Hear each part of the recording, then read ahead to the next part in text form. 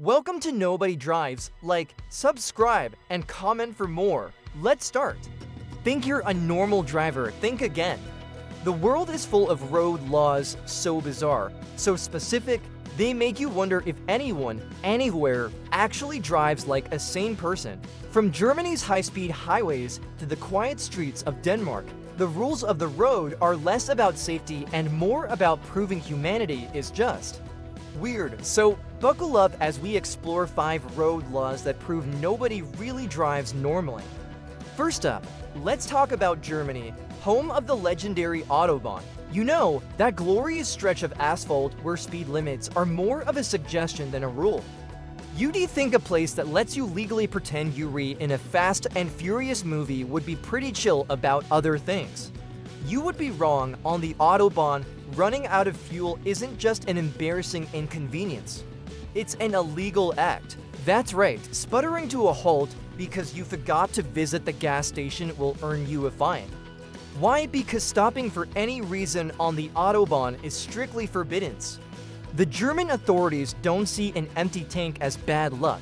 They see it as a completely avoidable act of stupidity that endangers everyone. So while you can legally push your car to its absolute limit, you better make sure you have the fuel to finish the race. In Germany, foresight is just as important as horsepower. Next, we traveled to Japan, a country renowned for its unparalleled politeness and social harmony.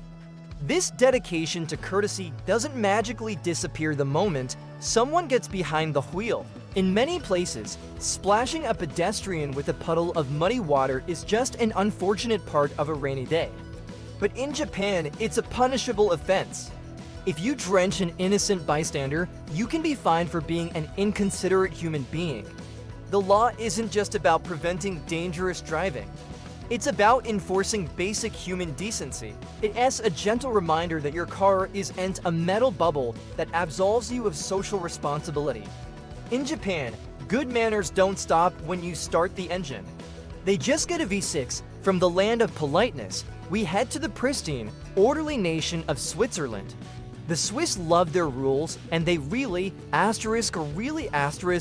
their peace and quiet, especially on Sundays. This is a day of rest, a day for quiet contemplation, and absolutely, under no circumstances, a day for washing your car at home. Doing so can land you a hefty fine. The logic? It's all about noise pollution and respecting the sanctity of the weekend. The sound of a pressure washer or even just the sloshing of buckets is considered a disturbance. So your vehicle can roll into Monday morning covered in a week's worth of grime, but your conscience and your neighborhood's tranquility must remain spotless. The dirt can wait, respecting your neighbor's nap time cannot. Our next stop is Denmark, a country that takes the phrase "look before you leap" to a whole new level. Before you even think about starting your car, Danish law requires you to perform a very specific pre-drive check. You must look under your car, no, not for oil leaks or a flat tire. You are legally obligated to check if anyone is sleeping or hiding underneath your vehicle. Yes, you read that correctly. The law is designed to prevent drivers from accidentally running over a person who may have sought shelter there. While the chances of finding someone napping under your axle are probably slim, the law exists nonetheless. It's a testament to the idea that you can never be too careful. In Denmark, nobody drives blindly. They start their day with a quick game of hide and seek. Finally, let's jet off to the tropical paradise of Thailand, where the heat might make you want to shed a few layers. But if you're driving, you'd better resist that urge. Driving a car or riding a scooter without a shirt on is illegal. This law is rooted in public decency and maintaining a level of decorum. Even when you're stuck in Bangkok's notorious traffic, it's not just about shirts, either.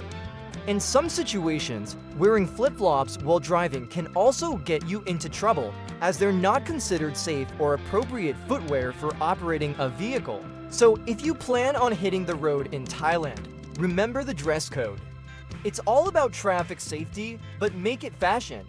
Thanks for watching Nobody Drives. Like, subscribe, and see you next time.